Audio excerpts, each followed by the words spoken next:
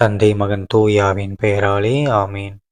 லூக்கா எழுதிய நற்செய்தியிலிருந்து வாசகம். அதிகாரம் 16, இறைவசனங்கள் 9 முதல் 15 முடிய. அக்காலத்தில் இயேசு தம் சீடர்களுக்கு கூறியது: நான் உங்களுக்குச் சொல்கிறேன், நேர்மையற்ற செல்வத்தைக் கொண்டு உங்களுக்கு நண்பர்களைத் தேடிக் கொள்ளுங்கள். அது தீரும் பொழுது அவர்கள் உங்களை நிலையான உறைவிடங்களில் ஏற்றுக்கொள்வார்கள். மிகச் சிறியவற்றில் நம்பத்தகுந்தவர் பெரியவற்றிலும் நம்பத்தகுந்தவராயிருப்பார்.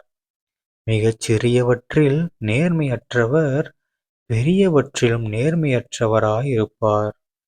நேர்மையற்ற செல்வத்தை கையாளுவதில் நீங்கள் நம்பத்தகாதவராயிருந்தால் யார் உங்களை நம்பி உண்மை செல்வத்தை ஒப்படைப்பார்?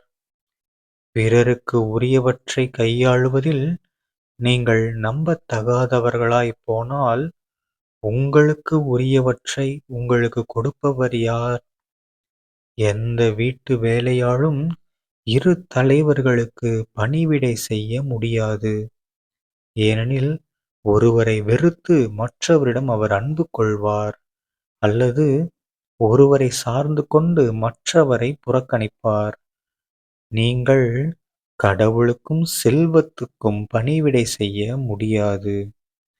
பண ஆசைமிக்க பரிசேயர் இவற்றையெல்லாம் கேட்டு இயேசுவை ஏளனம் செய்தனர்.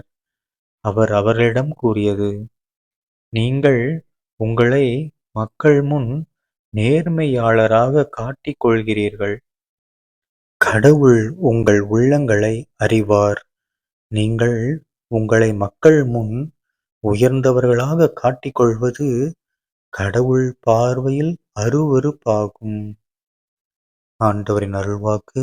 கிறிஸ்துவே உமக்கு புகழ். அன்பார்ந்த சகோதர சகோதரிகளே, இன்று பொதுக்காலம் 31ஆம் வாரம், நவம்பர் 8ஆம் தேதி 2025ஆம் வருடம், சனிக்கிழமை. இன்றைய நற்செய்தியில பாருங்க, நம்ம இயேசு கிறிஸ்து ஆண்டவர் என்ன சொல்றாரு? சிறியவற்றில் நீங்க நம்ப தகுந்தவராக இருந்தால் தான் உங்களுக்கு பெரிய விஷயம் கொடுக்கப்படும். ஓகேங்களா?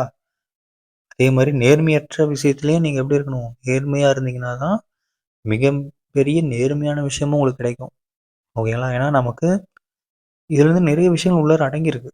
நம்ம செய்யக்கூடிய பணிகளாக இருக்கட்டும், நம்முடைய குடும்ப வாழ்க்கையாக இருக்கட்டும், ஓகேங்களா, நம்முடைய பர்சனல் லைஃப் இருக்கட்டும், எல்லாத்துலேயுமே இது அடங்கும். ஒரு சில விஷயம் நம்ம என்ன பண்ணுறோம், யாருக்கு தெரிய போகுதுன்னு சொல்லி நம்ம வெளியில் எல்லாரும் முன்னாடி நேர்மையானவராக இருப்போம். ஆனால் இது யாருக்கு தெரிய போகுதுன்னு சொல்லி அந்த இடத்துல நேர்மையை நம்ம மீறுவோம் சில டைம். கரெக்டுங்களா? ஸோ சின்ன சின்ன விஷயத்தில் நம்ம நேர்மையை மீறுவோம். சின்ன சின்ன விஷயத்தில் தப்பு பண்ணிடுறது. பெரிய விஷயத்த கூட நான்லாம் இதெல்லாம் பண்ண மாட்டேன், அதெல்லாம் பண்ண மாட்டேன்றது. ஆனால் சின்ன சின்ன விஷயத்தில் நம்ம என்ன பண்ணிடுறோம், நம்மளுடைய கடவுளுடைய அன்பை வந்து நம்ம மீறிறோம். கரெக்டுங்களா? ஸோ கடவுளுக்கு அது பிடிக்க மாட்டேங்குது, அருவருப்பாக இருக்குதான். ஓகேங்களா? நீ மக்கள் முன்னாடி மட்டும் உன்னை பெரியவனா காட்டிக்கிட்டு இருந்தீங்கன்னா கடவுளுக்கு எப்படி இருக்குமா? அருவருப்பாக இருக்கும். ஒருவேளை நீ கடவுள் முன்னாடியும் நல்லவனா இருந்து பெரியவனாக இருந்து மக்கள் முன்னாடி பெரியவனாக இருந்தால் கடவுளுக்கு ரொம்ப பிடிக்கும். ஓகேங்களா? பட் மக்கள் முன்னாடி மட்டும் நீ பெரியவன் மாதிரி உயர்ந்தவன் மாதிரி காட்டிக்கிட்டு உள்ளுக்குள்ள தவறான விஷயங்கள் செஞ்சுட்டு நேர்மை இல்லாதவனா வாழ்ந்துட்டு இருந்தோம்னா என்ன ஆகும்? கடவுளுக்கு பயங்கரமா கோபம் வரும். அருவருப்பா இருக்குன்னு சொல்லிட்டாரு கடவுளே. அவர் வார்த்தையை யூஸ் பண்ணியிருக்காரு. என்ன வார்த்தை? அருவருப்பா இருக்குன்ற மாதிரி வார்த்தை சொல்லியிருக்காரு. ஓகேங்களா? அண்டு ஏசப்பா என்ன சொல்றாரு? யாரும் 2 தலைவர்களுக்கு பணிவிடை செய்ய முடியாது ஒரே நேரத்துல. ஒரே நேரத்துல நான் நல்லவனாவும் இருக்கணும், கெட்டவனாவும் இருக்கணும். கடவுள் சொல்றதையும் கேட்பேன். அப்பப்ப சாத்தான் சொல்ற ஆசாபாசங்களுக்கும் நான் நம்ம அடிபணிவேன் அப்படின்னு இருந்தீங்கன்னா, ஒரே அடியா கடவுள் என்ன பண்ணுவாரு? நீ அங்கேயே போய்க்க, அவன் சொல்றதை கேட்டுக்கன்னு அனுப்பி விட்டுருவாரு.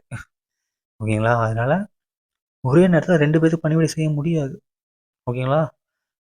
ஸோ இனிமேல இப்ப இவ்வளோ நாள் பாவம் பண்ணிட்டீங்க. சரி விடுங்க. ஒண்ணும் பிரச்சனை இல்ல. நமக்கு கடவுள் சூப்பரான ஒரு வாய்ப்பு குடுத்துருக்காரு. என்னது?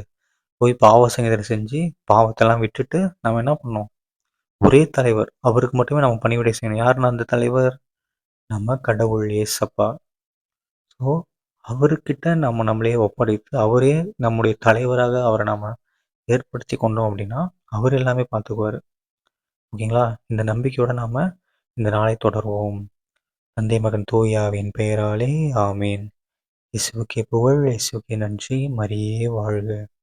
இயேசுவின் ரத்தம் ஜெயம். அல்லேலூயா. Praise the Lord.